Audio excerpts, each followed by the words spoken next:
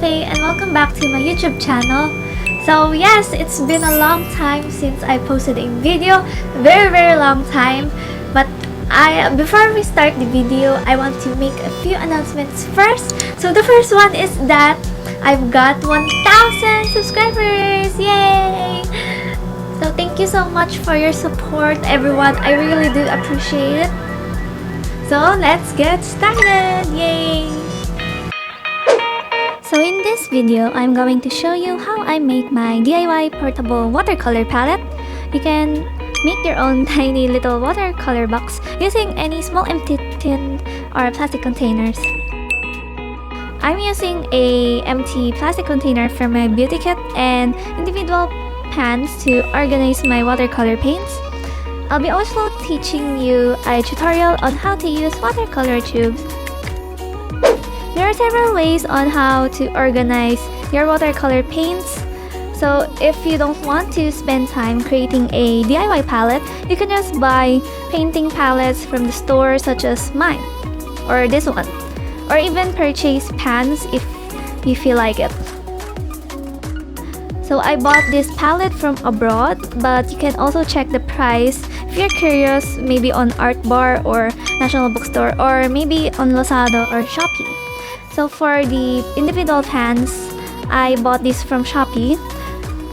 Each piece sells for like 10 pesos and you can buy them in pieces. So first, I start to fill every pan with paint. This may be very messy, so be sure to ready a tissue paper when your hands get dirty. Also, this may take a lot of time and patience, so I try not to be very OC about it. Just fill it up and get the job done. Sometimes it makes me very lazy to do this stuff, but it can be rewarding in the end. After everything has been filled, let the paint dry truly. So mine took overnight or maybe 2 days to be completely dry. So if you're in a hurry to paint, I recommend buying the painting palettes instead of creating just like this one. Once all the water has been evaporated, you'll be left with the just hard paint pigment that can be used just like dry watercolor paints. So for the cover, I took a piece of watercolor paper and traced the bottom of the tin as a template. Then I cut it, running the edges. Ari has been my favorite mid-lane champion in LoL. If you're not playing LoL, then that's fine. This is my first mid-laner, and also I've been maining this character for a while. Ever since her Kide skins has been released, I've been dying to play her ever since. Now you can use the inside lid of the tin to mix your paints together. Just try not to add too much water. So these steps applies for everyone who is starting on watercolor painting, either you're using watercolor tubes or pans. Now I'm dipping my brush and loading it up with skin tone colors like orange, yellow, and white. Since I have very limited colors, it's very hard for me to create a color that I want because I'm used to like 24 watercolors and stuff. So I start with very light colors for my base layer, and my tip is to avoid starting off with dominant tones as it will be hard to make the color lighter after you've applied it.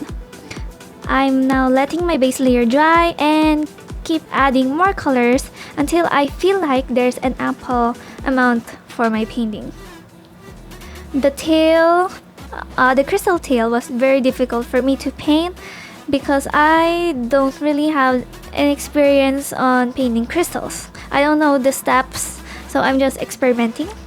I had errors from the beginning, and I also had a hard time erasing and redoing the layer as I keep trying not to mess my drawing.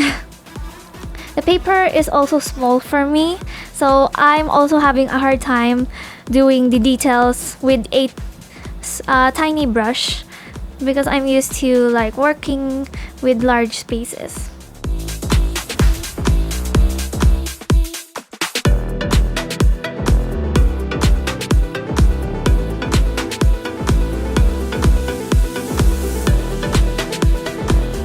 Also, the final touch is to add a white liquid to add highlights.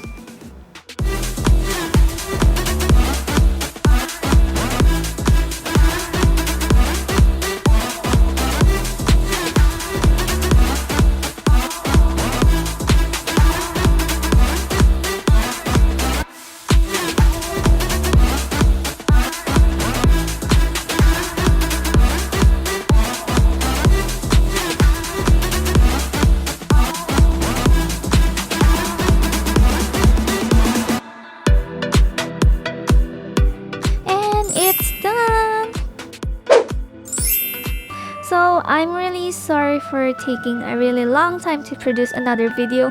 I was really busy juggling my full schedule from internship and school. I also have to finish our thesis because of revisions. Yes, so there's a lot of stuff to do and I only had limited time to edit my videos.